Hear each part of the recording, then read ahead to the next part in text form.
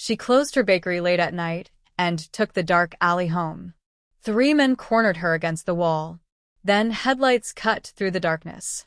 A mafia boss stepped out, and her attackers fled without a word. What she didn't know, years ago, she'd saved his dying mother from a hospital fire. And he'd been protecting her from the shadows ever since. The metal security gate of Sweet Haven Bakery rattled down with a screech that echoed through the empty Chicago street. Lena Foster wiped flour dust from her hands onto her apron, her shoulders aching from 14 hours of kneading dough and decorating birthday cakes. At 28, she'd grown used to the exhaustion. It was the price of owning something that was truly hers. The clock above the corner bodega blinked 11:47 p.m. in sickly green light. She'd missed the last convenient bus again. The next one wouldn't come for another 40 minutes, which meant either waiting under the flickering streetlight with the junkies and rats, or cutting through the alley behind Morelli's old warehouse to catch the express line on Madison Street. Lena chose the alley. She always chose the alley.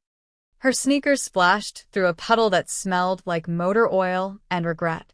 The brick walls on either side seemed to lean inward, making the passage feel narrower than it actually was.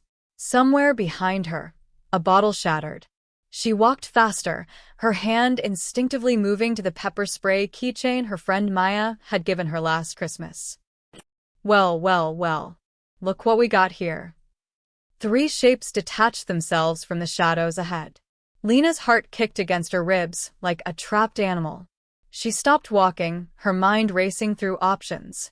Back the way she came, blocked by the fence she'd just passed. Forward, blocked by 3 men who were spreading out across the alleys with like a human net. "Little late to be out alone, sweetheart," the middle one said. He was tall, with a spider web tattoo creeping up his neck. His smile showed a gold tooth that caught the distant streetlight. Dangerous neighborhood. All kinds of bad people. "I don't want any trouble," Lena said, hating how her voice shook. She took a step backward. They took 2 steps forward. "Nobody wants trouble," the one on the left laughed. He was shorter, stockier, wearing a Bulls jersey that had seen better days. "But sometimes trouble finds you anyway. How much cash you got in that little bag?" $20. Maybe 30-inch. It was actually $73, tonight's tips from the Mason wedding cake delivery. But she'd learned years ago that admitting to having money only made things worse. "You can have it. Just let me go." Spiderweb neck shook his head slowly. "See, that's not really how this works. We take what we want and what we want." His eyes traveled up and down her body in a way that made her skin crawl. "Might be more than just your cash." Lena's hand closed around the pepper spray. Her thumb found the trigger. The 3rd man, who'd been silent until now, noticed the movement. "She's got something. Check her." They started forward. Lena raised the canister, but her hands were shaking so badly she wasn't sure she could aim. Her mind flashed to every self-defense class she'd taken, every news report she'd seen about women who fought back and women who didn't, and how both groups sometimes ended up in body bags anyway. Then the world turned white. Headlights, bright, blazing, expensive headlights, sliced through the darkness like a knife through butter. A car engine purred with the kind of low, predatory rumble that cost more than Lena made in a year. The 3 men froze like deer caught on a highway. A black Mercedes S-Class rolled to a stop at the alley's entrance, blocking their escape route. The headlights remained on, high beams painting everything in harsh shadows. For several seconds, nothing happened. The only sound was the gentle tick of the cooling engine and Lena's ragged breathing. The driver's door opened. A man stepped out, and even in silhouette, Lena could tell he was different. He moved with the fluid confidence of someone who'd never been afraid of anything in his life.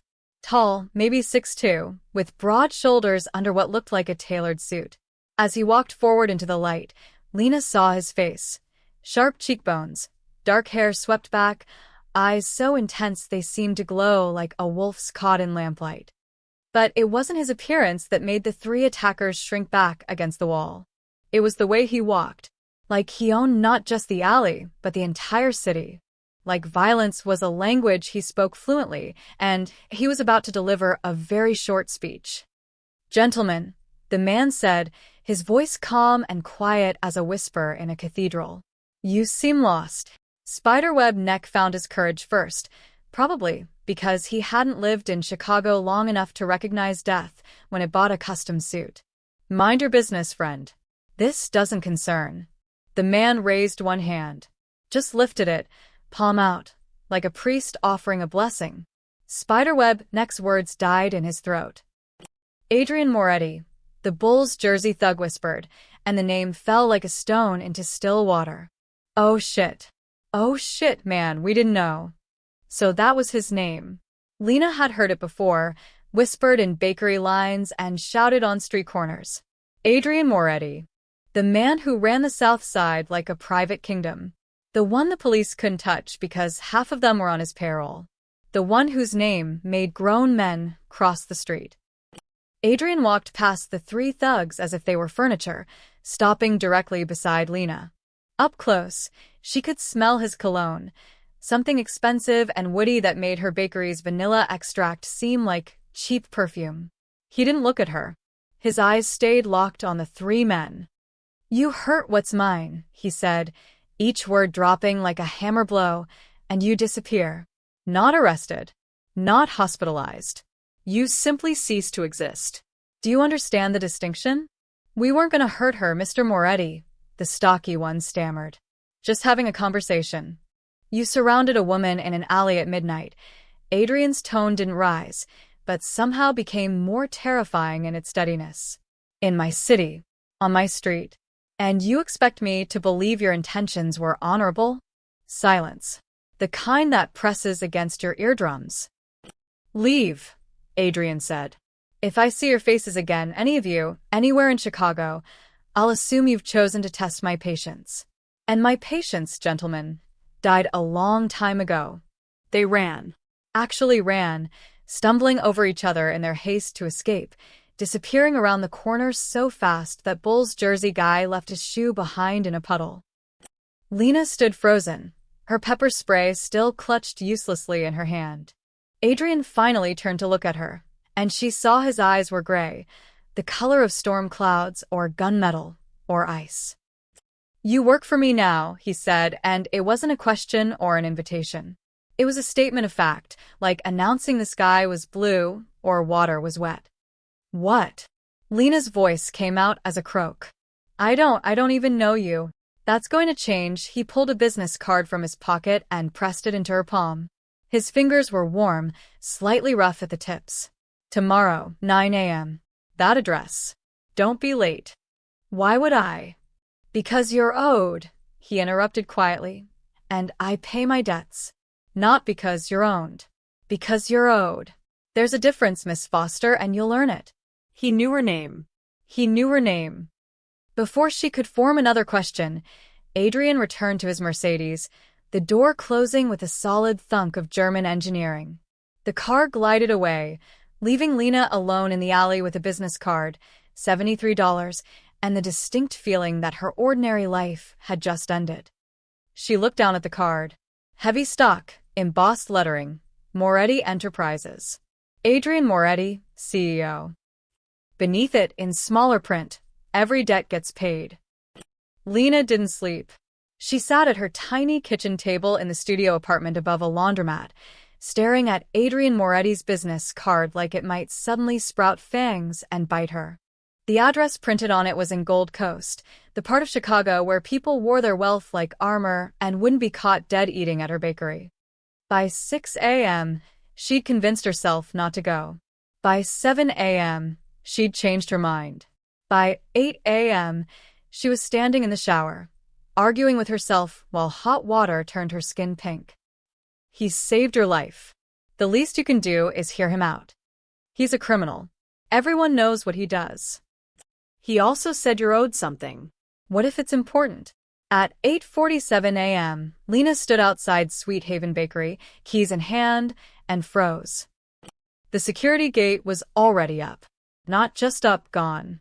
Replaced by a new one that gleamed silver in the morning sun, with an electronic keypad where her old rusty padlock used to hang. Through the window, she could see movement inside. Multiple people, working. What the hell? She rushed forward, shouldering through the door that now opened smoothly instead of sticking like it had for 3 years. Her bakery was full of strangers. 6 men in work clothes were everywhere, one on a ladder replacing the ancient fluorescent lights with modern fixtures, 2 repainting the water-stained back wall in a crisp cream color, another installing new shelving where her warped wooden boards used to sag. The display case had been replaced with a gleaming glass model that probably cost more than her monthly rent. "Stop," Lena shouted, dropping her purse. "Stop right now. Who are you people?" A man in a charcoal suit appeared from the back room, holding a clipboard.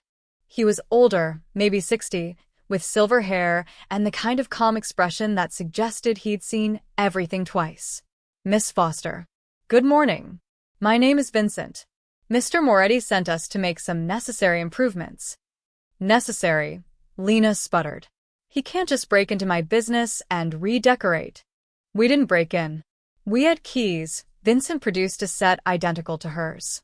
"Mr. Moretti owns the building." The words hit like cold water. "What?" "The property deed transferred to Moretti Enterprises 8 months ago. The previous landlord, Mr. Chen, sold his holdings when he retired to Florida." Vincent checked his clipboard. "Your lease agreement remains unchanged, of course. Same rent, same terms." But Mr. Moretti felt certain safety and structural concerns needed immediate attention. Lena looked around wildly. In the back room, someone was installing a new industrial mixer, the kind she'd been saving for, the kind that cost $8,000. Premium bags of flour were stacked against the wall, brand names she recognized from cooking shows.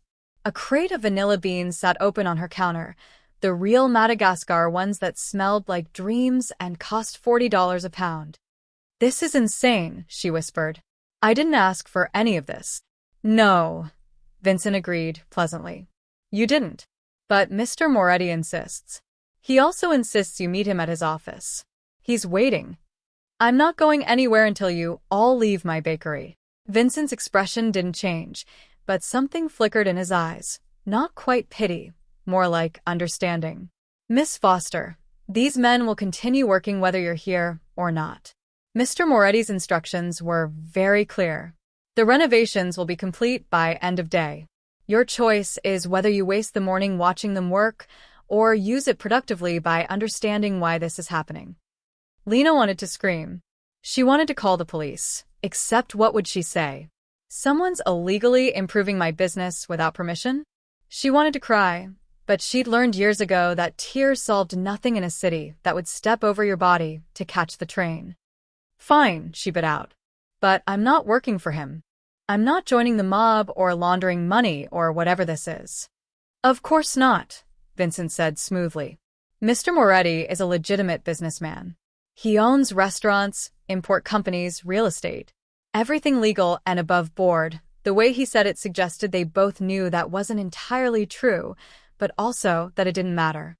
20 minutes later, Lena sat in the back of a town car that smelled like leather and money, watching Chicago stream past the tinted windows.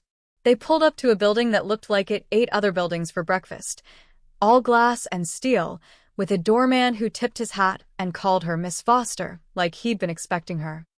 The elevator rode so smoothly she barely felt it move. 37th floor.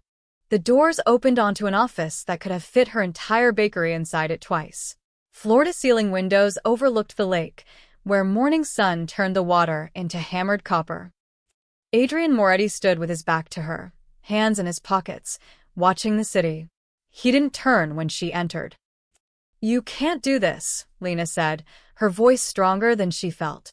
"You can't just take over my life."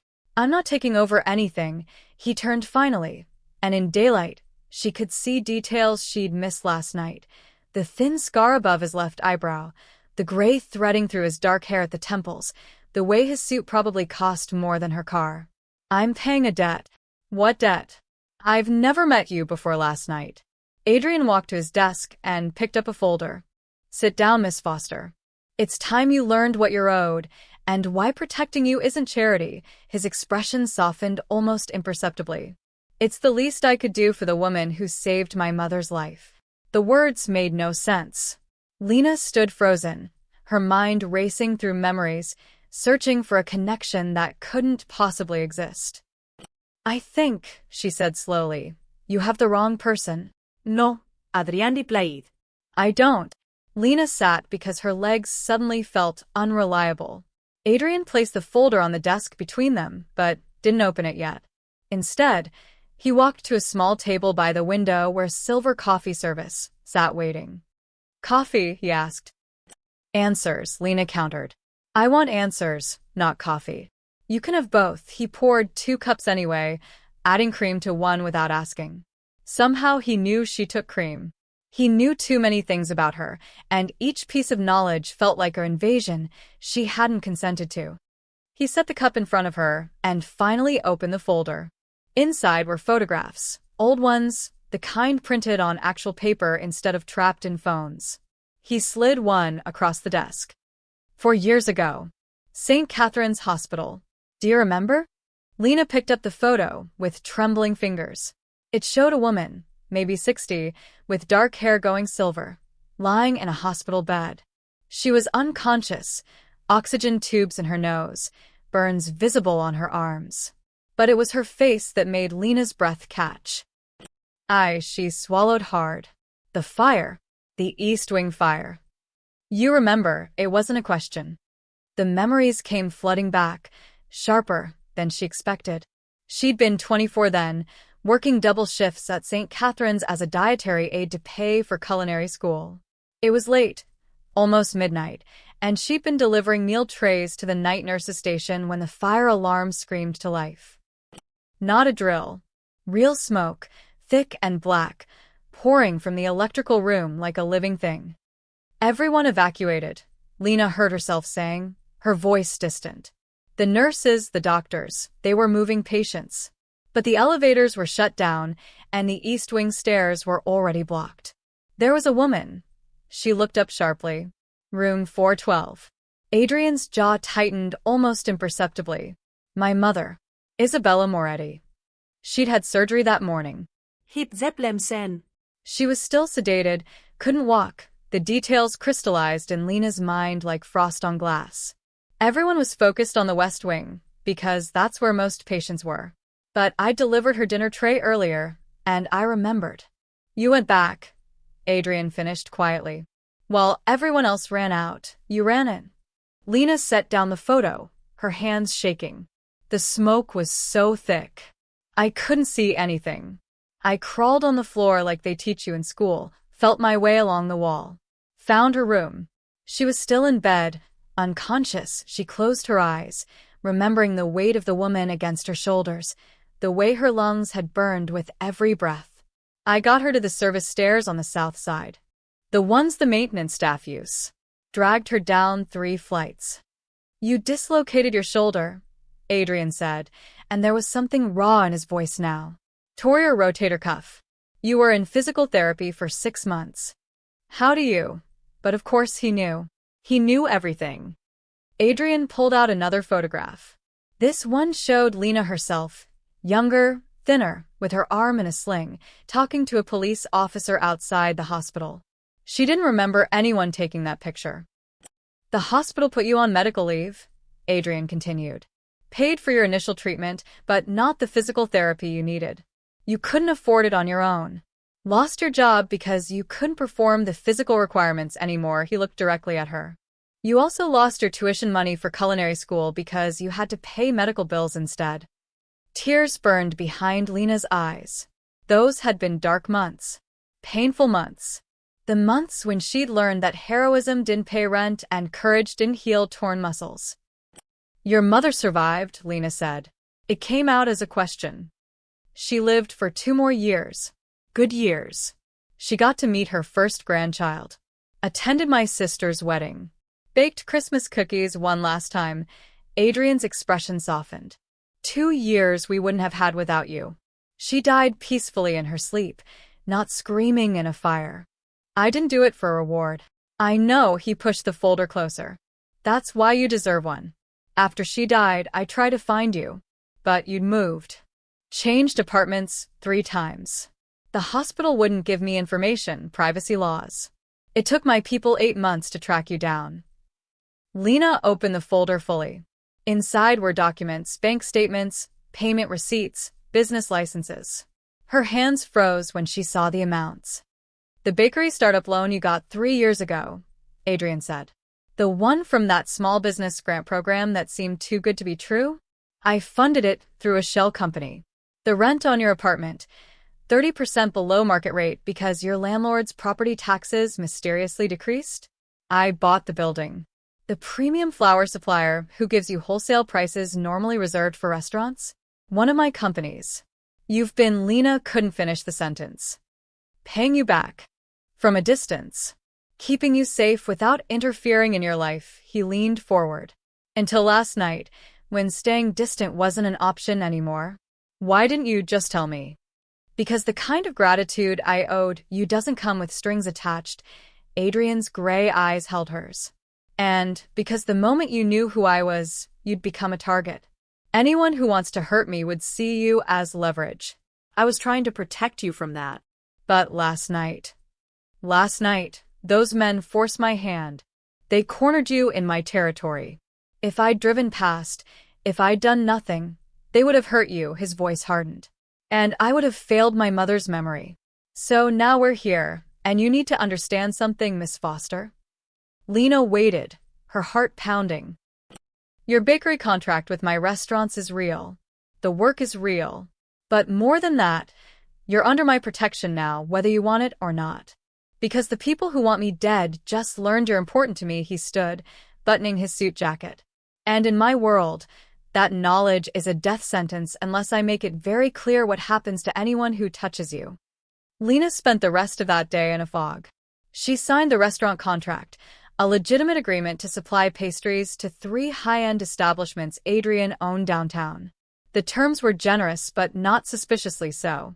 Everything looked legal, professional, normal. Except nothing was normal anymore. She returned to Sweet Haven late afternoon to find the renovations complete. Her bakery looked like something from a magazine spread, gleaming equipment, perfect lighting, new tile floors that didn't crack under her feet. The workers were gone, but Vincent had left a new set of keys on the counter along with a note. The security system is armed. Code is 1018. Your mother's birthday, I believe. Lena crumpled the note, fighting the urge to scream. He knew her mother's birthday. Of course he did. For 3 days, life proceeded with an eerie calm. She baked in her transformed kitchen, delivered orders to Adrian's restaurants, avoided thinking about the fact that her entire existence had been carefully curated by a man she'd met once 4 years ago, without knowing it. On the 4th night, she stayed late perfecting a new recipe, lavender honey scones for a wedding order. The street outside was quiet, the kind of quiet that settles over Chicago neighborhoods after the bars close but before the early commuters wake. She was locking up when she noticed them. 2 men sitting in a gray sedan across the street. They'd been there when she arrived that morning. Same car. Same position. One was smoking, the small orange glow of his cigarette flaring and fading like a heartbeat. Lena's stomach clenched. She pretended not to notice, walking toward the bus stop with forced casualness. Behind her, she heard a car door open. She walked faster. Miss Foster. The voice made her spin around. One of the men stood 5 feet away, middle-aged, with a weather-beaten face and cheap suit that hung wrong on his shoulders. His partner remained by the car, watching. You need to stop, the man said. His voice was flat, emotionless. Stop baking for devils. Excuse me? He held out a folded piece of paper. Lena took it with numb fingers, her other hand already reaching for her phone. The man saw the movement and shook his head. That would be unwise. Read the note. Make the right choice. He returned to the sedan and both men drove away, the engine noise fading into the night. Lena's hands shook as she unfolded the paper. The message was handwritten in neat block letters. Moretti's charity cases don't end well. Ask the others. Stop working for him before you're another headline. Below the words was a symbol, a crown with 3 stars above it, drawn in red ink that looked disturbingly like dried blood. Lena ran the 4 blocks to her apartment and triple-locked the door behind her. She sat on her bed, staring at the note, her mind racing through options. Call the police? And say what?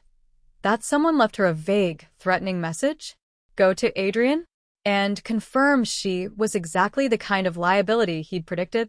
At 2 a.m., she made her decision.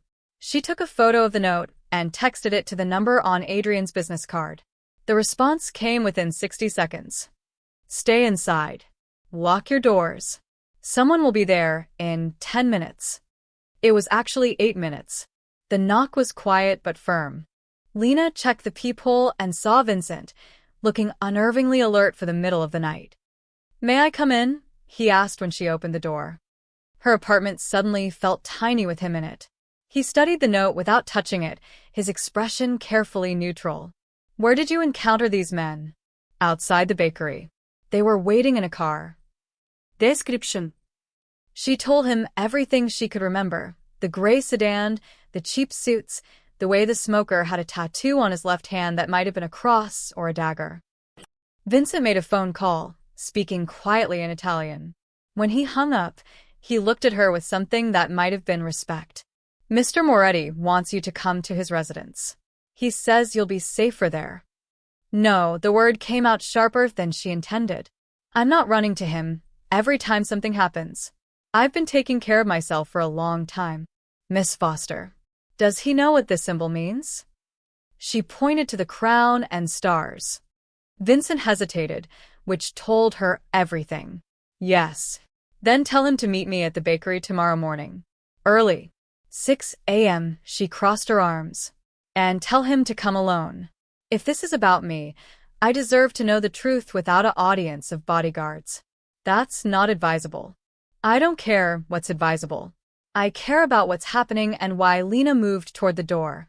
A clear dismissal. 6 a.m., Vincent. Make sure he's there. After Vincent left, Lena didn't sleep. She researched instead, using her phone to search for the symbol. The crown with 3 stars appeared in several old news articles, gang markings, territorial disputes, a string of unsolved murders from 15 years ago. All connected to one name, the Romano family. By dawn, she'd learned enough to be terrified. The Romanos had controlled the South Side before Adrian's rise to power. Their feud was legendary in Chicago's criminal underworld, brutal, bloody, supposedly ended a decade ago when the Romano patriarch died in federal prison. But the symbol was back, which meant the feud wasn't over. And somehow, impossibly, Lena was now standing directly in the middle of it. At 5:45 a.m., she walked to her bakery through streets still dark with night. The new security system beeped as she entered. She made coffee with shaking hands and waited. At exactly 6 a.m., Adrian's Mercedes pulled up outside. He came alone as requested. Through the window, Lena watched him approach, moving with that same fluid confidence even in the pre-dawn darkness. When he entered, his eyes immediately found the note she'd laid on the counter. His face went absolutely still. Then, quietly, "How long have the Romanos been watching you?" "You tell me," Lena said. "Because apparently I'm working for devils, and I'd like to know which devil I should be more afraid of." Adrian picked up the note, his jaw tightening as he studied the symbol. "The Romanos," he said the name like a curse. "I thought we'd buried this family 10 years ago." "Well, they're clearly not buried." Lena poured coffee with hands that had steadied overnight. Fear, she'd learned, eventually crystallized into anger. "They think I'm your spy. You're not my anything. You're owed." "Yes, you keep saying that." She set a cup in front of him harder than necessary, coffee sloshing over the rim. "But they don't see it that way. They see a woman getting money from Adrian Moretti. They think I'm laundering cash or passing information or whatever it is people in your world do." Adrian's expression darkened. "My world. You say that like I chose it. Didn't you? My father chose it. My grandfather before him. I inherited an empire built on blood and fear, and I've spent 15 years trying to make it legitimate. He gestured toward the window. Those restaurants you're supplying? Real businesses. The import companies? Legal. I pay taxes, employ people, contribute to this city. With money that came from where? Lena challenged. From places I'm not proud of, his honesty surprised her. But I can't change the past. I can only control what happens next. And what happens next is keeping you alive. Lena sat across from him, the counter between them like a barrier. Tell me about the Romanos. Adrian was quiet for a moment, choosing his words. Victor Romano controlled the South Side for 30 years. Drugs, weapons, extortion, everything ugly. When I took over my father's operations, I decided to go straight. Victor saw it as weakness. We went to war. Who won? No one wins wars like that. PPD. Businesses burn. Families get destroyed. He ran a hand through his hair, a gesture that made him suddenly look tired. Victor went to prison for racketeering. His sons scattered. I thought the family was finished. But Victor's nephew, Marcus Romano, disappeared before the arrests. Word was he fled to Italy, started over. Adrian looked at the symbol again. If he's back, if he's rebuilding the family operation, he'll see my legitimate businesses as targets. And you, he met her eyes. You're visible now. Working for me, protected by me. You're a way to send a message. Lena's coffee had gone cold. She stared into the cup, thinking, your payments to me, the anonymous ones, before last week. How did they show up? Through various accounts. Why? Because I keep detailed records. Every expense, every income source, every supplier, an idea was forming, still hazy but gaining shape. If the Romanos think I'm laundering money, they must be doing the same thing. And if they're watching me, maybe. She stood abruptly. Come with me. She led him to the back office, a cramped room barely bigger than a closet, but organized with military precision. File boxes lined metal shelves, each labeled by year. She pulled down the one marked 2024. I didn't understand it at first, Lena said, spreading invoices across the small desk. 6 months ago, I started getting these orders. Big orders. Wedding cakes, corporate events, delivery addresses I'd never heard of. She pointed to one. This one. 500 cupcakes, delivered to 2847 West Harrison. I remember because when I showed up, it was an abandoned office building. No wedding. No people. But the payment cleared. Adrian leaned in, studying the invoice. You delivered to an empty building? 3 times. Different addresses, same pattern. I thought maybe I'd written down the locations wrong, or they'd changed venues last minute. But the money was good and I needed it. She pulled out more invoices. Then I noticed something. Look at the payment methods. Adrian examined them. All cashier's checks. Different banks. Exactly. No credit cards, no company checks. Just cashier's checks that couldn't be traced. Lena felt her pulse quicken as the pieces connected. I'm not the only bakery in Chicago. If they're doing this to me, they're probably doing it to others. Restaurants, caterers, suppliers, any business that deals in cash and doesn't ask too many questions. Shell companies, Adrian said quietly. They're using legitimate small businesses to move dirty money. Order goods that never get delivered, or deliver to fake addresses, create paper trails that look real. He looked at her with new respect. You figured this out on your own? I'm good with numbers. It's why I've kept this bakery alive for 3 years. She pulled out more files. But here's the thing, I have addresses. Dates. Payment records. If I could cross-reference these with other businesses, find a pattern. Adrian was already pulling out his phone. Vincent. I need financial records for every small business in the South Side that's reported unusual cash transactions in the last year. Yes, now. A call in favors at the banks if you have to. He hung up and looked at Lena. This could work. If we can prove Romano's using local businesses for money laundering, we can destroy him without firing a shot. We. Lena raised an eyebrow. You just declared war on the Romano family by being smart enough to notice their operation. Adrian's expression was grim. You're in this now, whether either of us likes it. Lena thought about the men in the gray sedan, the threatening note, the way her peaceful life had shattered in less than a week. She could run. Close the bakery, leave Chicago, start over somewhere else. But running meant they won. Running meant letting them scare her into silence. Okay, she said finally, but we do this right. No violence. Nobody is. We destroy them the legal way. Adrian extended his hand. The legal way. She shook it, sealing a partnership she never wanted but couldn't escape. His grip was firm, warm, and when he smiled it was small but genuine. You know, he said, my mother would have liked you. For the next 72 hours, Lena's bakery became an unlikely war room. Vincent arrived with boxes of financial documents, bank records, business licenses, tax filings that should have been confidential, but mysteriously appeared on her back office desk. Adrian came and went at odd hours, sometimes in suits, sometimes in jeans and a leather jacket that made him look less like a CEO and more like the dangerous man he probably still was. Lena worked through the numbers with an accountant's precision. She cross-referenced her fake orders against 50 other small businesses, restaurants, catering companies, flower shops, even a funeral home. The pattern emerged like a photograph in developing solution: regular orders, cashiers' check payments, delivery addresses that led nowhere. 17 businesses, she told Adrian on the third night, spreading a hand-drawn map across her counter. All South Side. All showing the same irregularities over the past 8 months. Adrian studied the map, his expression dark. Marcus has been back longer than I thought. He's been rebuilding quietly, using legitimate businesses as cover. There's more. Lena pulled out a spreadsheet she created. The total money moving through these fake orders? Just over $3 million in 8 months. That's not small-time operation. That's organized, patient, smart.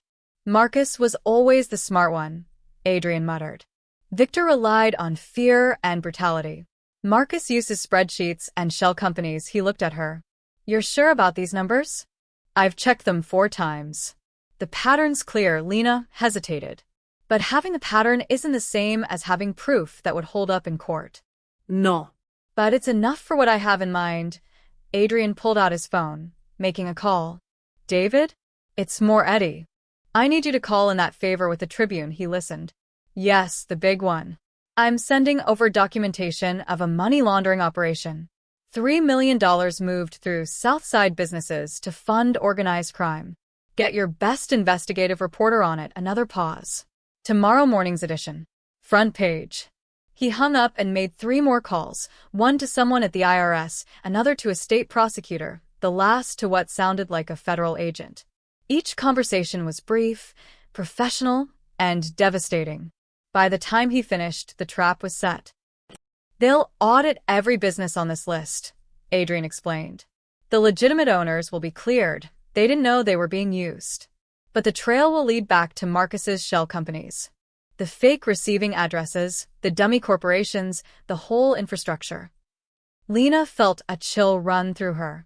You're exposing him. I'm burying him under legal scrutiny. By noon tomorrow, every law enforcement agency in Illinois will be crawling over the Romano operation. No bullets. Nobody is. Just subpoenas and warrants and accountants. Adrian's smile was sharp. The kind of destruction that sticks. Won't he know it came from you? He'll suspect. But he won't be able to prove it. And more importantly, Adrian's gray eyes met hers. He'll be too busy trying to avoid federal prison to come after you. The morning paper hit with the force of a bomb. The headline screamed, Romano crime family resurrection, millions laundered through innocent small businesses. The article was thorough, devastating, and sourced well enough to avoid lawsuits. By 10 a.m., 2 federal agencies had issued statements about ongoing investigations. By noon, 3 Romano lieutenants had been arrested.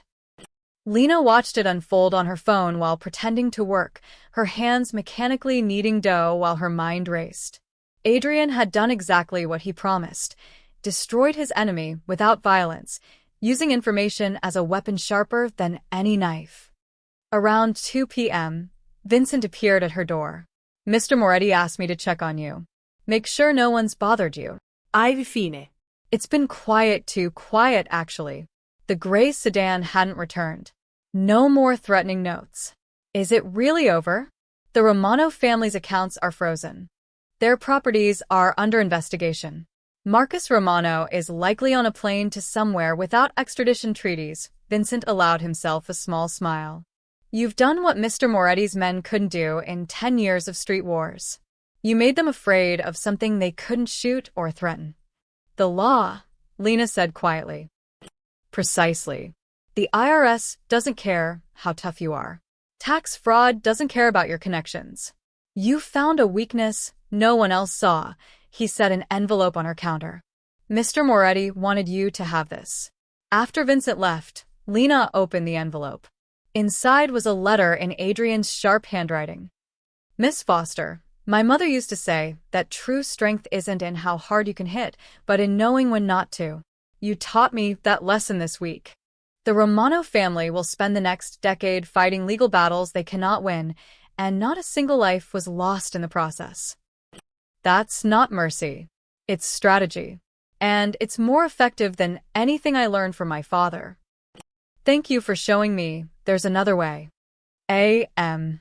Lena folded the letter carefully, something warm and complicated settling in her chest. Adrian Moretti was still a dangerous man. Still someone whose past was soaked in blood and whose future remained uncertain. But maybe, just maybe, people could change. Maybe the son didn't have to become his father.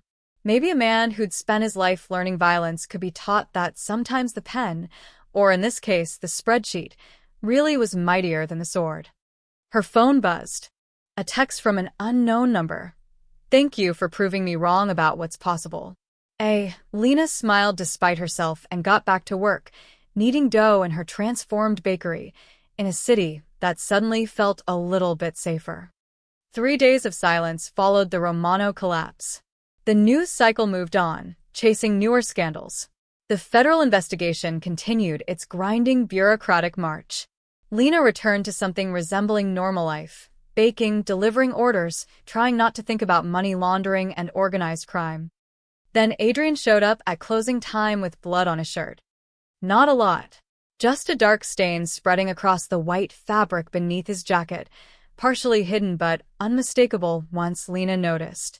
He walked in like nothing was wrong, moving with that same fluid confidence, but she saw him favor his left side. You're bleeding, she said, dropping the tray she'd been cleaning. It's nothing, he waved dismissively. I came to finalize next month's delivery schedule. You're bleeding. Lena locked the front door and flipped the sign to closed. Sit down before you fall down. Miss Foster. It's Lena. And sit. She pointed to a chair with enough authority that he actually obeyed, which told her the injury was worse than he'd admit. What happened? Disagreement with some associates. Adrian started to shrug, then winced.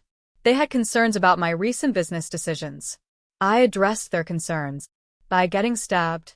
Cut. There's a difference. He finally relented when she just stared at him. It's a graze. Barely broke the skin. Lena grabbed her first aid kit from the back office, the extensive one she'd bought after burning herself badly on an oven rack last year. Take off your jacket. That's not necessary. Adrian, she used his first name deliberately, watching his eyes flicker with something she couldn't quite read. You came to my bakery bleeding instead of going to a hospital or calling Vincent. That tells me you either can't go to a hospital or you don't want to. Either way, let me help. He studied her for a long moment, then slowly removed his jacket and unbuttoned his shirt. The wound was along his ribs, a 4-inch slash that had soaked through the gauze he'd apparently wrapped himself. Not deep enough for stitches, but definitely more than barely broke the skin. This is going to hurt, Lena warned, pulling on gloves and opening antiseptic wipes. Pain and I are old friends. She cleaned the wound carefully, trying not to notice the other scars mapping his torso. Old knife wounds, what looked like bullet graze, a burn mark shaped like a cigarette. His body told stories he'd never speak aloud, violent chapters written in scar tissue. Adrian sat perfectly still, barely flinching even when the antiseptic must have burned. You're good at this. I've had practice. You don't run a bakery for 3 years without learning emergency first aid. She applied antibiotic ointment, then fresh gauze. The people who did this, are they still a problem? Not anymore. Something in his tone made her pause. Adrian, they're not dead, if that's what you're asking. Just convinced that questioning my methods is bad for their health, he watched her work with surprising gentleness. You're worried I killed them. I'm worried about who you have to be to survive in your world. Someone harder than I want to be, the admission came quietly. My mother used to say the same thing. She thought kindness was weakness, that showing mercy would get me killed. Lena taped down the bandage and met his eyes. Did it? I've been cut, shot, poisoned, and betrayed more times than I can count, he smiled without humor. So maybe she was right. Or maybe, Lena said, stripping off her gloves, she never met someone strong enough to show her that kindness and strength aren't opposites. Adrian went very still. What? You think surviving makes you strong? Fighting back, never backing down, always being harder than the next guy. She sat across from him. But I dragged your mother out of a burning building when I was terrified. I stood up to you in your own office. I helped take down the Romanos using spreadsheets instead of guns. She leaned forward. That took strength. Different strength than what you're used to, but strength all the same. He stared at her like she'd spoken a foreign language. You think I'm not strong? I think you're terrified of being anything else. The words came out softer than she intended. I think you learned that love and weakness are the same thing, that caring about someone gives them power over you. So you keep everyone at arm's length, pay your debts from a distance, and convince yourself that's protection. It is protection. If the Romanos knew how much you, he stopped abruptly. How much I what? Lena's heart beat faster. Adrian looked away, toward the darkened windows. How much you matter. They'd use that against me. Against you. So, you isolate yourself. Never let anyone close. Never let anyone see the man under the armor. She reached out carefully, touching the back of his hand. He didn't pull away. That's not protection, Adrian. That's prison. Better a prison I control than vulnerability I don't. Is it? She squeezed his hand gently. Because from where I'm sitting, you just walked into my bakery bleeding instead of going to your estate full of guards and doctors. You came here to me. That doesn't sound like someone who thinks kindness is weakness. Adrian turned his hand over, his palm meeting hers. His fingers were warm, slightly rough, and they trembled almost imperceptibly. My mother never understood, he said finally. She survived by being hard, unbreakable. When my father died, she became even harder. Told me that's what leaders do. We break others before they break us. What do you think? He laughed quietly, the sound almost painful. I think maybe she was wrong. I think maybe the strongest thing I've ever done was let a stubborn baker with a first aid kit see me bleed. Lena smiled despite the heaviness of the moment. Is that your way of saying thank you? It's my way of saying. He looked at their joined hands, then back at her face. I don't know. I'm not good at this. At what? At being something other than what I was raised to be. Then maybe, Lena said gently, it's time to learn. The fire started at 3:47 a.m. Lena woke to sirens and the acrid smell of smoke seeping through her apartment window. She stumbled to the glass, still half asleep, and saw orange flames licking up from behind the building. Her building. The bakery. No. No, no, no. She threw on clothes and ran barefoot down the stairs, her heart hammering against her ribs. Outside, neighbors gathered in pajamas and robes, faces painted orange by firelight. The flames were concentrated at the back of Sweet Haven, the storage area where she kept flour, sugar, all her supplies. 2 fire trucks screamed around the corner. Firefighters jumped out, unrolling hoses with practiced efficiency. Lena tried to run forward, but someone grabbed her arm. You can't go in there, a firefighter said firmly. That's my bakery. Everything I have. Ma'am, the building's not safe. Let us do our job. She watched helplessly as they battled the flames. The front of the bakery seemed untouched, but smoke poured from broken windows at the rear. All her supplies.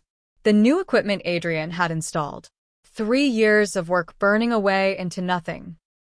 Then she saw something that made her blood run cold. The back storage door, the one that should have been locked from the inside, was standing open. And in the doorway, barely visible through the smoke, was a figure. Someone was still inside. "Someone's in there," Lena screamed, pointing. "There's someone," the firefighters shouted, redirecting their efforts. But before they could reach the door, the figure moved. Not stumbling or falling, but walking deliberately toward the flames, as if trapped or disoriented. Lena's mind flashed to 4 years ago. Different building, same situation.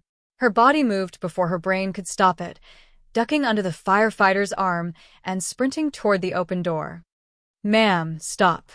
She heard them shouting behind her, but she was already at the threshold. Smoke hit her like a wall, thick and choking. She dropped low like she'd learned before, pulling her shirt over her mouth.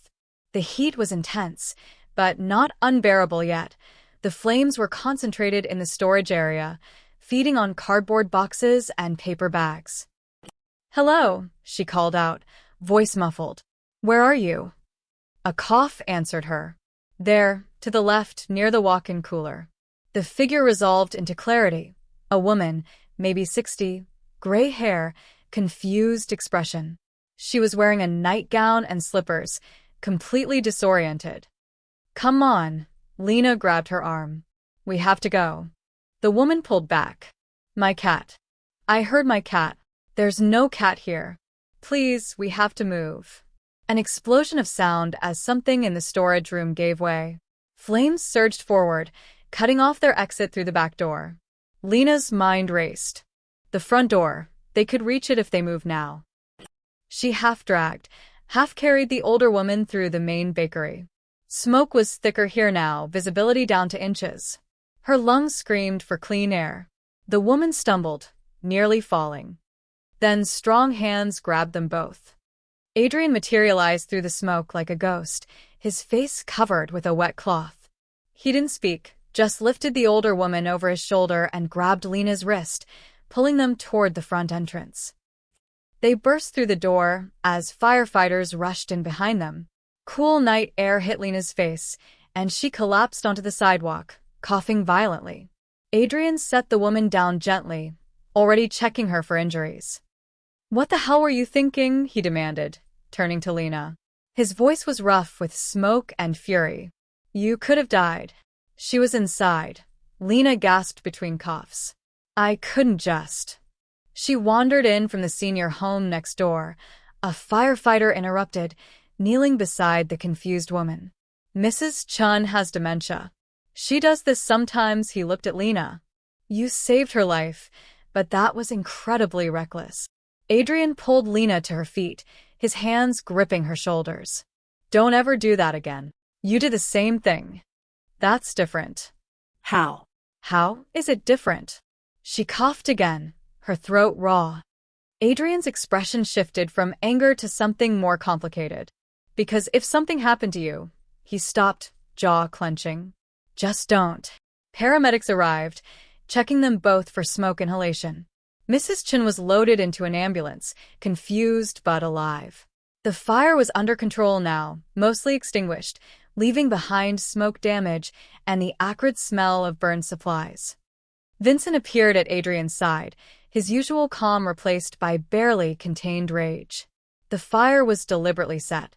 Accelerant on the storage boxes. Security cameras were spray-painted over an hour before it started. "Romano's people," Adrian said flatly. "The ones who scattered when the investigation started." "Revenge," Lena whispered. Her legs felt weak. "Desperate revenge." Adrian's expression went cold and hard. "They can't touch me directly anymore, so they're trying to hurt what He caught himself. "What I'm protecting." Vincent's phone buzzed. He answered, listened, and his face went grim. "We found them. 3 men, staying at a motel on the highway. They're bragging about it on social media, trying to rebuild Romano's reputation." Adrian started toward his car, his intentions clear. Lena grabbed his arm. No. He turned to her, eyes blazing. They tried to kill you, and Mrs. Chen, and you. And they failed, she held his gaze, refusing to let go. You said you were done cleaning your hands with fire. You said there was another way. That was before. Before what? Before they proved they're desperate and stupid? She stepped closer. Adrian, if you go after them now, you become what they say you are. Everything we did with the legal approach, all of it means nothing. So, I just let them walk away? No, Lena's voice was steady despite her shaking hands. You turn them in. Give the evidence to the police. Let them face arson charges, attempted murder charges. Let the system you're trying to become part of actually work. Adrian stared at her for a long moment. Vincent waited, silent. The sirens continued their wailing backdrop. Finally, Adrian turned to Vincent. Call Detective Morrison. Tell him we have information about the fire. Give him everything. Names, location, evidence. His voice was strained, like each word cost him. And make sure those men are arrested before I change my mind. The arrests happened at dawn. 3 men, all with Romano family connections, taken into custody at a highway motel with enough evidence to guarantee serious prison time. Detective Morrison himself called Adrian to confirm it, and word spread through the neighborhood by breakfast. Lena stood outside Sweet Haven at sunrise, staring at the damage. The back storage area was destroyed, blackened walls, collapsed shelving, everything reduced to charred debris. But the main bakery had survived. Smoke-stained and water-damaged, but structurally sound. The firefighters said she'd been lucky. Another 5 minutes, and the whole building would have gone up. She didn't feel lucky. She felt exhausted, her lungs still raw, her hands shaking every time she thought about flames spreading across cardboard boxes soaked in accelerant. You should be resting, Adrian's voice came from behind her. She didn't turn around. I should be baking. I have orders due tomorrow. A wedding cake for Saturday. Corporate delivery on Monday. All rescheduled. Vincent handled it. He moved to stand beside her, hands in his pockets. In daylight, she could see the dark circles under his eyes. He hadn't slept either. The insurance adjuster comes this afternoon. They'll cover the repairs. How long will that take? Weeks? Months? Lena's voice cracked. I can't afford to close for months, Adrian. Even with the restaurant contracts, I have rent, utilities, loan payments. Already handled. She finally looked at him. What? I made some calls. Got a crew together. They start work this afternoon, emergency repairs, cleaning, restoration. You'll be operational again in 72 hours. Lena felt tears burn behind her eyes. I can't accept that. It's too much. It's not charity. It's self-interest, but his tone was gentle. I need your pastries for my restaurants. And more than that, he turned to face her fully. If you close, if they win even partially, it sends a message. That attacking what's mine comes with no consequences. I can't allow that message. What's yours? Lena repeated softly. Is that what I am? Adrian's expression shifted, something vulnerable flickering across his features. That came out wrong. Did it? You're not property, Lena. He struggled with the words. You're someone I've failed to protect properly. Twice now. First by keeping my distance and making you a target. Then by not anticipating desperate retaliation. You saved my life last night. After putting it in danger, his jaw clenched. If you died in that fire because of me, because of my past, my enemies. But I didn't, she touched his arm, feeling the tension coiled beneath his sleeve. And neither did Mrs. Chen, because you ran into a burning building after us. So maybe stop trying to take credit for things that aren't your fault and accept that sometimes life is just dangerous. Not for you. It shouldn't be dangerous for you. I pulled your mother from a fire 4 years ago. I work in a neighborhood where 3 men thought cornering me was acceptable. I'm a woman in America. Lena smiled without humor. Life's been dangerous long before you showed up, Adrian. At least now I have someone who gives enough of a damn to run into the flames after me. He looked at her with an intensity that made her breath catch. You matter, he said quietly. More than you should. More than is wise. When I saw that fire, when I couldn't find you, he stopped, looking away. I've lost people. My father to a rival's bullet. My mother to age. Men I called brothers to betrayals and wars. But the thought of losing you felt different somehow. Worse. Lena's heart hammered. Adrian. I'm not asking for anything, he continued quickly. I know what I am, what my life is. I wouldn't curse you with that kind of future. But I need you to understand why I'm rebuilding your bakery, why I'll keep protecting you even if you tell me to stop. It's not obligation anymore. It's not debt. It's… I know, Lena whispered. They stood in silence, the morning sun climbing higher, painting the smoke-stained bakery in shades of gold. Around them, the city woke up, cars passing, people heading to work, life continuing despite fire and fear and feelings that complicated everything. 72 hours? Lena finally asked. Maybe less if the crew works overnight. Then I'll be here. Helping. This is still my bakery. I wouldn't expect anything else. Adrian's phone buzzed. He checked it, frowned. Vincent needs me. City council meeting about the new youth center project. He hesitated. Will you be okay? I survived a fire. I think I can handle daylight.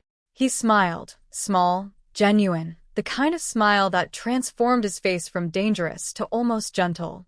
You're remarkable, you know that. I'm stubborn. Same thing in my experience. After he left, Lena walked through the damaged bakery, cataloging what could be saved. The new mixer, smoke-damaged but possibly salvageable. The display cases, cracked but reparable. Her grandmother's rolling pin, a family heirloom, blackened but whole. By noon, Adrian's crew arrived, not thugs or criminals, but actual contractors with permits and equipment. They worked with efficient professionalism, clearing debris, assessing damage, making plans. By evening, the local news ran a story. Southside Bakery rises from ashes. They interviewed neighbors who brought flowers and offers of help. Maya showed up with her teenage daughter, both wearing work gloves and determination. You're not rebuilding alone, Maya said firmly. This neighborhood takes care of its own. And they did. For 3 days, the community poured in, painting walls, cleaning equipment, donating supplies. The Italian grocer down the street provided flour at cost. The hardware store owner installed new locks for free. Even Mrs. Chun, recovered from her smoke inhalation, brought homemade cookies with a note, "For the angel who saved me." On the third evening, as promised, Sweet Haven Bakery reopened. A line stretched around the block, not because people were hungry, but because they wanted to show support. To prove that fear and fire couldn't destroy what kindness built. Lena stood behind her counter, overwhelmed and grateful, watching her neighborhood celebrate survival. And in the back corner, trying to be inconspicuous, Adrian Moretti bought a simple croissant and smiled like he'd won something far more valuable than any war. The grand reopening success carried Sweet Haven through the following weeks. Business boomed, partly from publicity, partly from genuine community support. Lena worked longer hours than ever, but they felt different now. Purposeful, like she was building something that mattered beyond profit margins. Adrian visited less frequently, though Vincent stopped by almost daily to check security and ensure orders reached the restaurants. Lena told herself she wasn't disappointed by Adrian's absence. Told herself the flutter of excitement when his Mercedes occasionally appeared was just gratitude, nothing more. She was lying to herself, and she knew it. 3 weeks after the fire, Vincent arrived with an unusual request. Mr. Moretti would like you to join him for dinner. Tonight, if you're available. Lena's hands stilled on the dough she was kneading. Dinner? At his estate. 7 o'clock. He said to tell you it's not business. It's… Vincent paused, choosing words carefully. Personal. Her pulse quickened. Personal how? That's between you and Mr. Moretti. I'm simply the messenger. But Vincent's expression held something that might have been approval. A car will pick you up at 6:30. Lena spent the afternoon in a state of nervous confusion. She had nothing appropriate to wear to a Mafia boss's estate. Everything in her closet screamed, struggling small business owner, not dinner guest of Chicago's most powerful crime, former crime figure. She settled on a simple navy dress Maya had convinced her to buy last year, paired with the only heels she owned that didn't hurt after 10 minutes. At 6:30 sharp, a town car arrived. The driver was polite, professional, and silent during the 30-minute drive north. Adrian's estate sat behind iron gates in a neighborhood where houses were called properties and had actual names. The gates opened smoothly, revealing a sprawling Victorian mansion that looked like it belonged in a history book, all stone and stained glass and architecture that predated her great-grandparents. Adrian met her at the door himself, no butler or servant in sight. He traded his usual suit for dark slacks and a gray sweater that made his eyes look like silver. He seemed nervous, which was oddly comforting. "Thank you for coming," he said. "I wasn't sure you would." Vincent didn't really phrase it as optional. It was absolutely optional. "I'll have a word with him." Adrian gestured inside. "Please." The interior was surprisingly warm, not the cold museum she'd expected, but lived-in spaces with comfortable furniture and family photos on the walls. He led her through to a dining room where a table was set for two, candles already lit, food waiting under silver covers. "You cooked?" Lena asked, surprised. God, no. "I'd poison us both." He pulled out her chair. "My housekeeper, Rosa, prepared everything before leaving for the evening. I wanted privacy for this conversation." They sat. Adrian uncovered the dishes: chicken marsala, roasted vegetables, fresh bread that smelled heavenly. They ate in comfortable silence for a few minutes before Lena couldn't contain her curiosity any longer. "Why am I here, Adrian?" He set down his fork carefully. "Because you deserve the full truth. About your father." Lena's breath caught. "My father?" "Thomas Foster. He worked for my father's organization 26 years ago. Mechanic at one of the garages we owned, the legitimate side of the business." Adrian's expression was serious. "You never knew that, did you?" "My father died when I was 3. Quel accident? My mother said he worked at various auto shops, but she never talked about the details." Lena's mind raced. "He worked for your family for 5 years. He was good at his job. Honest. Reliable." Adrian paused. "When I was 17, my father started using the garages for other purposes. Stripping stolen cars, hiding vehicles used in crimes. He pressured the mechanics to participate or look the other way." Lena's stomach knotted. "And my father?" "Refused. Told my father that he had a wife and daughter, that he wouldn't risk prison and leave his family without support." Adrian's voice carried something like admiration. "Most men would have just gone along out of fear. Your father stood his ground." "What happened?" "My father let him go." No retaliation, no threats. "He respected the decision, even if he didn't like it." Adrian met her eyes. 2 weeks later, your father died in that car accident. Brake failure on a steep hill. The implication hung in the air. Lena felt cold. "Did your father?" "No." Adrian's response was immediate and firm. "I've spent years investigating that accident, accessing police reports, mechanical analyses. It was genuine brake failure. Old vehicle, deferred maintenance. Just tragic coincidence." He leaned forward. "But here's what matters. When your father died, my father blamed himself anyway. He felt like he'd forced an honest man out of steady employment, and that economic pressure led to your father driving an unsafe vehicle. I don't understand what this has to do with why I've been protecting you." Adrian pulled an envelope from his pocket. "After your father's funeral, my father set up a trust. Money was supposed to go to your mother, help with your expenses. But she disappeared, moved out of state, changed addresses frequently. By the time I took over the organization, I'd lost track of you both." He slid the envelope across the table. "Your mother died 6 years ago. You moved back to Chicago 5 years ago. And when I finally found you again, you were working at St. Catherine's Hospital, where you saved my mother's life." Lena opened the envelope with shaking hands. Inside were documents, old trust papers, bank statements, a letter in unfamiliar handwriting. "That's my father's letter," Adrian explained. Written 3 days before he died. He never sent it because he couldn't find your mother, but he wrote it anyway, his voice softened. Read it. Lena unfolded the yellowed paper. Mrs. Foster, your husband was one of the few honest men I've known. His integrity cost him his job, and I will carry that regret to my grave. This trust is inadequate compensation for your loss, but please accept it as acknowledgement that good men deserve better than the world gave Thomas Foster. My hope is that his daughter grows up knowing her father chose honor over ease. That's a legacy worth more than any amount of money. Dominic Moretti. Tears blurred Lena's vision. I never knew any of this.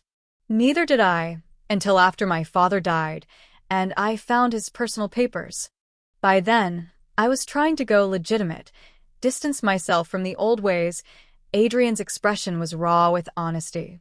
Finding you again, learning you'd saved my mother, it felt like the universe giving me a chance to repay a debt that crossed generations, to honor both my father's regret and your father's integrity. So, everything you've done, started as obligation, became something more. He reached across the table, his hand stopping just short of touching hers. Your father refused to compromise his principles even when it cost him everything. You ran into a burning building to save a stranger. You stood up to me when most people are too afraid to make eye contact. You taught me that strength and kindness aren't opposites. Lena wiped her eyes. My father would have liked you, I think, the you that you're becoming. I hope so. Adrian finally took her hand, his grip warm and solid. Because I'm trying to be the kind of man who deserves someone like you in his life. Not as a debt or obligation, but as, he paused, vulnerable, as something real. Outside, night had fully fallen. Inside, two people sat together, connected by tragedy and choice, by past debts and present possibilities, by everything they'd survived to reach this moment. I'd like that, Lena said softly. Something real. Adrian smiled, genuine, unguarded, free of the armor he usually wore. Then let's start there. The months that followed felt like discovering a new language, one where trust was built in quiet moments rather than grand gestures. Adrian visited the bakery more frequently, always finding excuses, checking on supply orders, discussing restaurant menus, bringing feedback from customers. They both knew these were pretexts for spending time together, and neither pretended otherwise. He learned that Lena woke at 4 every morning, that she hummed while kneading dough, that she donated day-old pastries to the homeless shelter without telling anyone. She learned that Adrian read poetry late at night, that he anonymously funded 3 youth programs, that his ruthless reputation masked someone who'd never learned it was safe to be soft. They didn't label what was growing between them. Labels felt limiting, premature. But when Adrian's hand found hers across her bakery counter, when she leaned into his shoulder while reviewing contracts, when their goodbyes stretched longer each time, those moments spoke clearly enough. Winter arrived early that year, bringing snow that transformed Chicago into something clean and beautiful.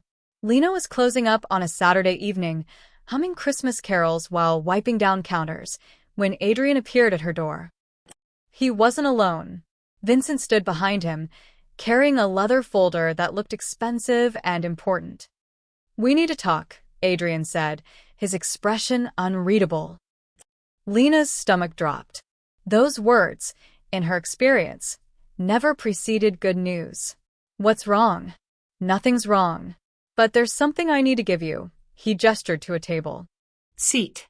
Please. She sat, nervousness crawling up her spine. Vincent placed the folder in front of her, then stepped back with the discretion of someone who'd learned when to be invisible. Adrian remained standing, hands in his pockets. When I started helping you 3 years ago, I bought this building through a shell company. You've been paying rent to one of my holding corporations without knowing it. I know that now, Lena said carefully. What you don't know is that I never intended to keep it permanently. The building, the property, it was always meant to be temporary. He nodded toward the folder. Open it.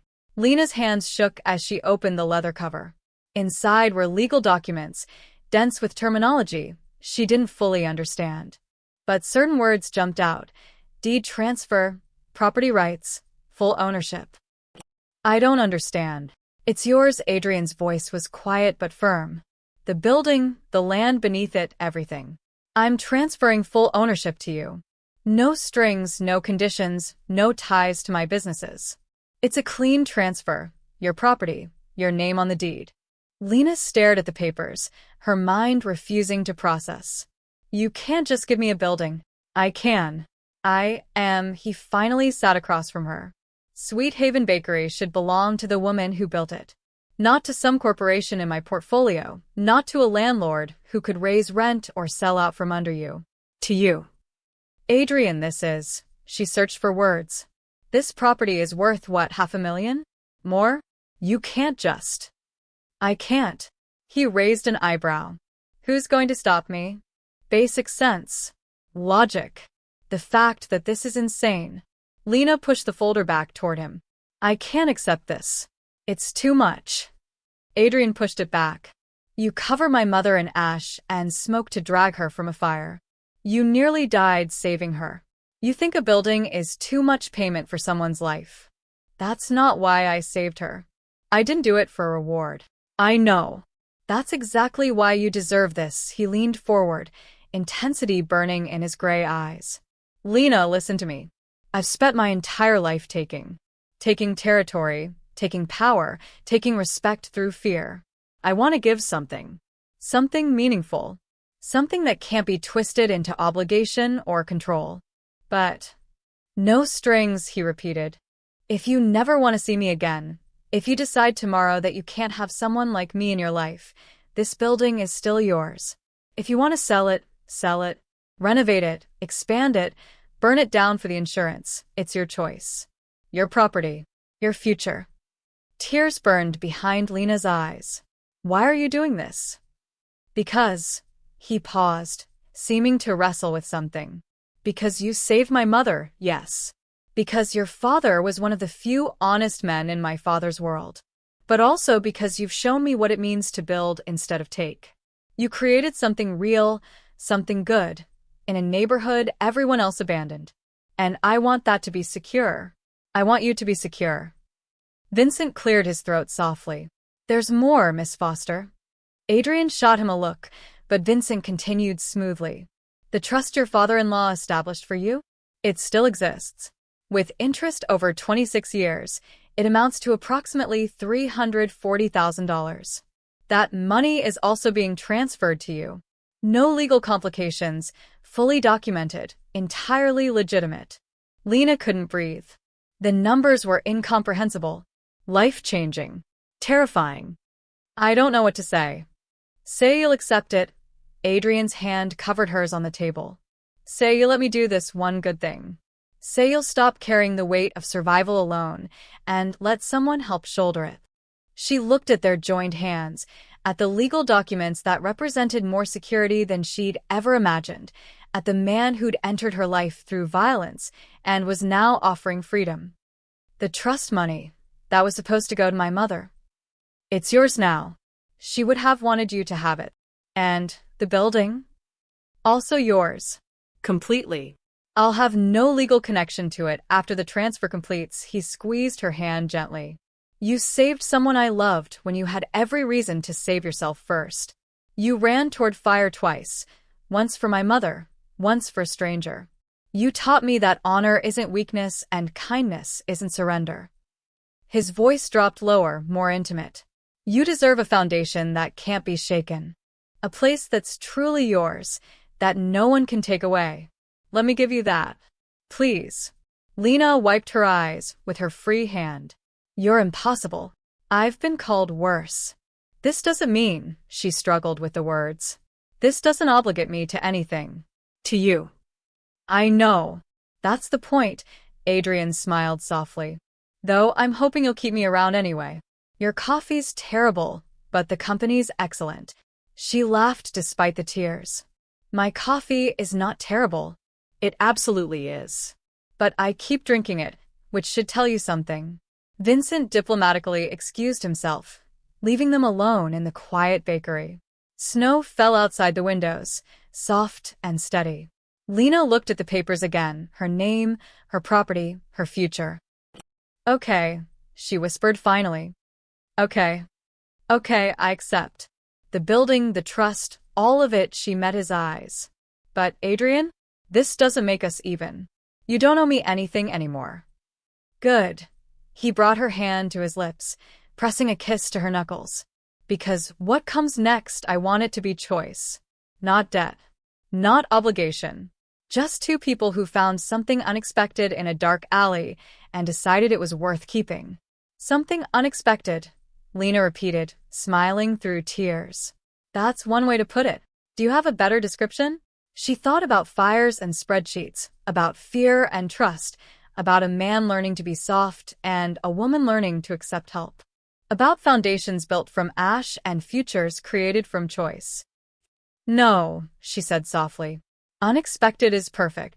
Spring arrived with the kind of gentle insistence that made Chicago remember why people lived there despite brutal winters. Trees budded along the sidewalks, and Sweet Haven Bakery, now officially owned by Lena Foster, mortgage-free, flourished with the season. The property transfer had gone through without complications. The trust money sat in Lena's bank account, mostly untouched except for a donation to the burn unit at St. Catherine's Hospital and new equipment for the shelter where she'd been volunteering. She was still learning to think of herself as someone with financial security, still catching herself calculating prices and pinching pennies from old habit. Adrian had kept his promise. No strines. No pressure. But he also hadn't disappeared from her life. If anything, he was more present, not as a benefactor or protector, but as something simpler and more complicated. As a man spending time with a woman he cared about, learning the ordinary rhythms of a life he'd never lived. The Romano family's remnants had been absorbed by federal investigations. Marcus Romano himself was arrested in Portugal, facing extradition. The men who'd set the fire were serving 8-year sentences. The neighborhood felt safer, though Lena knew safety was always temporary, always fragile. Adrian's legitimate businesses continued to grow. He'd distanced himself further from anything questionable, though Lena wasn't naive enough to believe his past had completely released its grip. Some stains didn't wash out. Some reputations followed you like shadows. But he was trying. That mattered more than she'd expected. It was a Thursday evening in late April when Adrian showed up at closing time without warning. The sun was setting, painting the bakery windows in shades of amber and rose. Lena was boxing up the last pastries for the shelter when he walked in, and something about his expression made her pause. What's wrong? Nothing's wrong, but he seemed uncertain, which was unusual. I wanted to ask you something. Lena set down the pastry box. That sounds ominous. It's not. It's just. He ran a hand through his hair, a gesture she'd learned meant he was uncomfortable. I'm going away for a while. Her heart sank. How long? A month, maybe 6 weeks. There's a business opportunity in Italy. Completely legitimate. I'm meeting with wine distributors, restaurant suppliers. Vincent verified everything. He pulled out his phone, showing her itineraries and contracts as if he needed to prove his intentions. But it means being overseas for an extended period. Okay, Lena kept her voice steady, though disappointment settled heavy in her chest. That's good for your business. Come with me. The words hung in the air between them. Lena stared at him, certain she'd misheard. What? Come to Italy. Not for business, for you. For us. Adrian stepped closer. See Tuscany and Rome. Eat real Italian food. Take a month away from 4 a.m. wake-ups and flour dust. Let someone take care of you for once. Adrian, I can't just leave the bakery for a month. Maya's been running her own catering business for 10 years. She could manage Sweet Haven with her eyes closed, and she's already offered. He smiled slightly. I may have mentioned I was going to ask you. You planned this. I hoped for this. There's a difference. He took her hands in his. Lena, we've spent 6 months building something. Something real and important and terrifying for someone like me. But it's all been here in your world, surrounded by your work and responsibilities. I want to show you mine. Not the business, not Chicago, but the parts of my life that aren't about territory or reputation. The parts I'm still learning to let exist. Lena's mind raced through 1,000 objections. The bakery, the customers, the fear of what it meant to say yes to something this big. But underneath the fear was something else. The memory of running into fires, of taking risks, of choosing courage over safety. 1 month, she said finally. Maybe 6 weeks. 1 month, she repeated firmly. And I'm paying for my half of everything. Adrian laughed. You're impossible. You've mentioned that before. Have dinner with me tonight. Here, he gestured to the empty bakery. No restaurants, no fancy places. Just us, your terrible coffee, and whatever pastries didn't sell. My coffee is not, she stopped, seeing his grin. You're deliberately provoking me. Is it working? Instead of answering, Lena grabbed 2-day-old croissants and the French press she'd started keeping in back. They sat at the same table where she'd once cleaned his wounds, where they'd plotted the Romano's downfall, where so many small moments had accumulated into something neither of them had names for yet. My mother used to love these, Adrian said, tearing off a piece of croissant. She'd buy them every Sunday from a bakery in Little Italy. Not as good as yours, but close. Tell me about her. The real her, not just the woman I saved. So he did. He told her about a woman who loved opera and made terrible jokes, who'd stayed with his father despite everything, who'd tried to prepare her son for a brutal world while secretly hoping he'd find a way out of it. She would have liked you, Adrian said eventually. Not because you saved her life, but because you would have argued with her, challenged her. She respected people who didn't back down. I get the feeling I inherited that from my father. Probably. He reached across the table, brushing flour from her cheek with his thumb. The gesture was tender, intimate. Thank you. For what? For not giving up on me. For seeing something worth saving under all the armor and anger. His voice dropped lower. For teaching me that being loved doesn't mean being weak. Lena's breath caught. It was the first time either of them had used that word, let it exist in the open air between them. Adrian. You don't have to say it back. I just needed you to know. He stood, pulling her up with him. Come to Italy with me. Let me show you what it means to rest. To trust someone else to keep things standing while you just exist. She thought about her father, who'd chosen integrity over security. About Adrian's mother, who'd survived fire because a stranger chose courage. About every moment that had led to this one. The alley, the flames, the spreadsheets, the quiet rebuilding of two people who'd learned how to be something other than survivors. Okay, she whispered. Yes. 1 month in Italy. He kissed her then, slow and sweet and tasting like croissants and coffee and promises neither of them knew how to make yet, but were learning.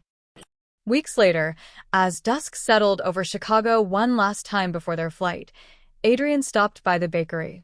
Lena was doing final inventory checks, making lists for Maya, triple-checking everything because letting go was still hard. He bought the last pastry of the day, a simple butter cookie, the kind his mother had loved. Will you finally rest now? Lena asked, watching him through the glass case. Maybe. If you promise to keep baking when we get back. Not for me, not for the restaurants, but because this city needs your light. Because you built something that matters. That's a lot of pressure for butter and sugar. You've never been just butter and sugar. He left money on the counter, too much, as always, and turned toward the door. Then he stopped, pulling something from his pocket. An envelope, sealed with old-fashioned wax. Don't open it until we land in Rome, he said. Consider it the beginning of something new. After he left, after she'd locked up and set the security system and stood in her bakery, bought and paid for, safe and secure, Lena held the envelope up to the fading light. She'd open it in Rome. She'd see Italy with a man who was learning how to be gentle, how to build instead of destroy. She'd take a month to remember that she was more than just work and survival. But for now, she stood in the space she'd created, surrounded by the smell of vanilla and yeast, in a neighborhood that had supported her through fire and fear, and she let herself feel something she hadn't allowed in years. Hope. Pure, uncomplicated, terrifying hope. Outside, Adrian's Mercedes idled at the curb. Through the window, She saw him watching her, patient and present. When their eyes met, he smiled, that rare, genuine smile that transformed his whole face. She grabbed her coat and locked the door behind her, leaving Sweet Haven safe for tomorrow while she stepped into today. Into possibility. Into whatever came next. The envelope in her pocket was light as air, heavy as promise. She'd read it in Rome, in another country, in another version of her life. But she already knew what it would say, could feel the words taking shape. You saved my family once. Tonight, I return the favor. Tomorrow, we save each other. A. As the car pulled away from the curb, Lena looked back at her bakery one last time. The lights were off, but somehow it glowed anyway, warm and alive and waiting. Just like her future. Just like love that built itself from ashes, one careful choice at a time, until it became strong enough to last. The end.